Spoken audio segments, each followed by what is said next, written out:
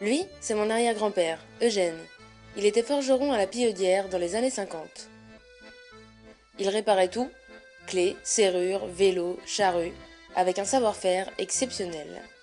C'est lui qui a tout appris à André, son fils, mon grand-père.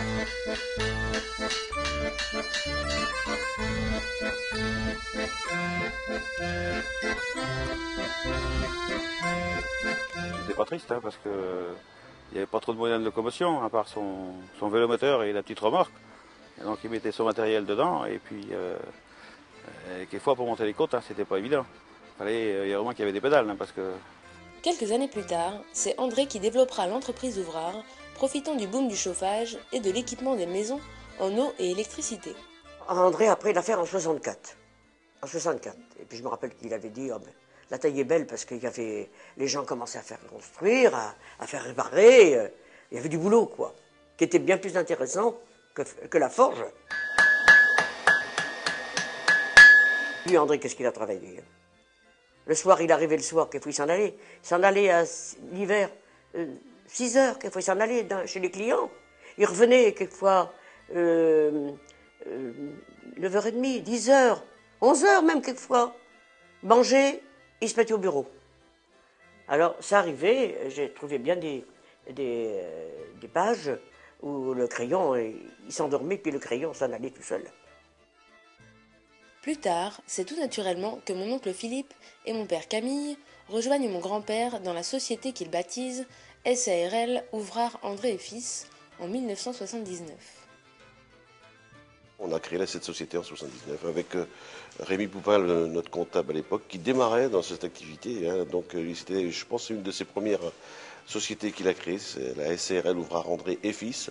C'est vrai que mon père était fier à l'époque de mettre sur, je me souviens, sur l'agrandissement qu'on avait fait aussi en même temps, l'enseigne Ouvrard André et Fils. Hein. C'est vrai que, bon, avec tout un symbole, Ouvrard André et Fils, c'est la continuité, bien sûr, de l'entreprise qu'il avait lui-même développée. En 1984, ma mère Marie-Pierre intègre elle aussi l'entreprise, avec pour mission la comptabilité et la facturation. Le temps de ce qu'on appelait le règlement était terminé, il fallait évoluer. C'est aussi à cette période que la famille prend la décision de se diversifier avec une drôle d'idée, vendre des vérandas. C'est le hasard qui fait qu'on reçoit une publicité dans la boîte aux lettres, devenez revendeur de véranda, concessionnaire Vérandaland sur la Vendée, je le vois.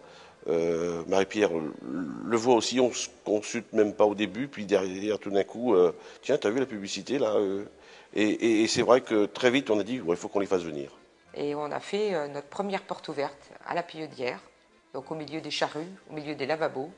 Nos premiers clients de véranda, c'était nos clients de plomberie et de chauffage, ça c'est sûr. Il y en a encore aux herbiers, les premières vérandas, on s'en souvient bien. Rapidement, les Vendéens s'extasient devant les vérandas Vérandaland et mon père décide alors de créer la société Conceptalu. Il sépare les deux activités car on ne met pas forcément de baignoire dans une véranda, quoique, mais je vous en reparlerai. Les deux sociétés s'installent donc dans la zone industrielle du Bois-Joli, aux Herbiers, sur la fameuse route de la Roche.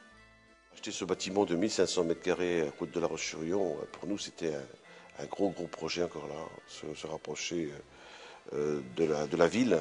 N'oublions pas qu'on était auparavant dans ce petit village de la Pillaudière et on travaillait à 10-15 km à la ronde, pas beaucoup plus. Et là, le fait d'aller sur la route de la Roche en façade de National, enfin en bordure de National, nous donnait des possibilités de travail sur toute la Vendée.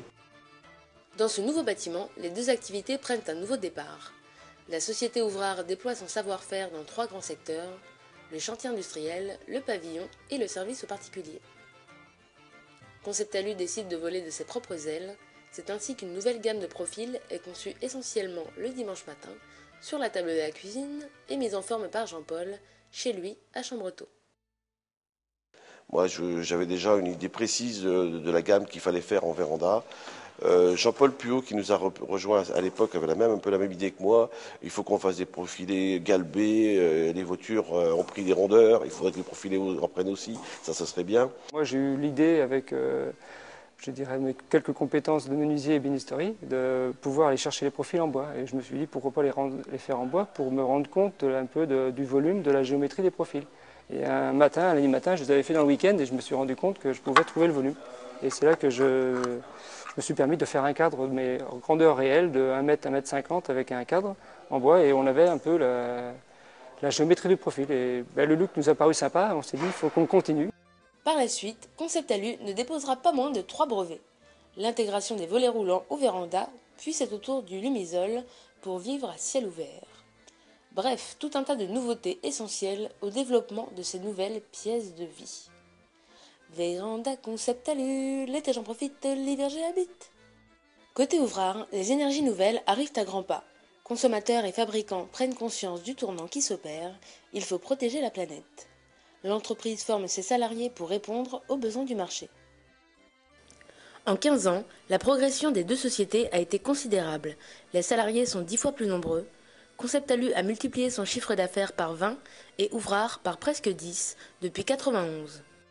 On a toujours essayé d'avancer vraiment dans l'évolution de tout le matériel nouveau. Tous aujourd'hui, comme aujourd'hui, les énergies renouvelables et tout ça, on est toujours à la pointe de ce qui se fait.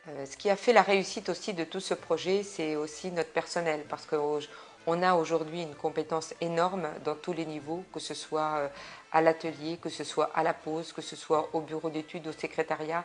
C'est vrai que on n'a pas beaucoup de turnover dans notre personnel, il nous est fidèle, on essaie aussi de faire en sorte qu'il soit bien chez nous. Et donc toute cette compétence qui évolue d'année en année nous a permis de toujours pouvoir aller plus loin au niveau technique, ça c'est sûr. Et ces gens si extraordinaires se lancent dans la création de la petite dernière, Abri Magix, un abri de piscine révolutionnaire. Et oui, la Vendée n'est pas la Côte d'Azur, et en plus, c'est sympa de pouvoir se baigner l'hiver. Alors pour faire face à ces nouveaux challenges, il faut construire et aménager dans ce nouveau bâtiment. On s'est rendu compte que les deux métiers allaient se rejoindre. Dans les années qui vont venir, ces deux métiers vont se rejoindre parce qu'on aura besoin dans les vérandas de les équiper beaucoup plus qu'elles le sont aujourd'hui. Et donc on s'est dit qu'il faut qu'on conserve ces deux entreprises sur un même site parce que demain elles auront besoin l'une de l'autre. Et on va essayer d'emmener toute cette grande équipe, parce qu'il faut dire aussi que même si c'est 3 sociétés, c'est quand même des gens qui cohabitent, qui se voient, que l'on réunit tous ensemble une fois par an. Donc chacun apporte à l'autre, je crois. Et c'est aussi ça qui nous apprend à grandir.